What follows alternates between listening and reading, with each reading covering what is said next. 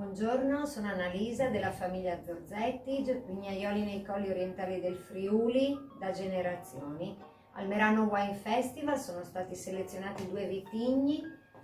lo Schioppettino della riserva Mio Vigneti di Spessa, annata 2017, e il Pinot Bianco, sempre della riserva Mio Vigneti di Spessa, annata 2018.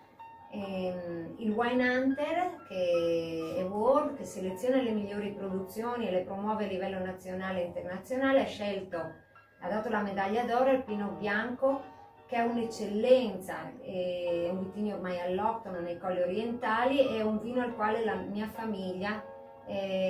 ci tiene perché ha delle peculiarità importanti in questo territorio.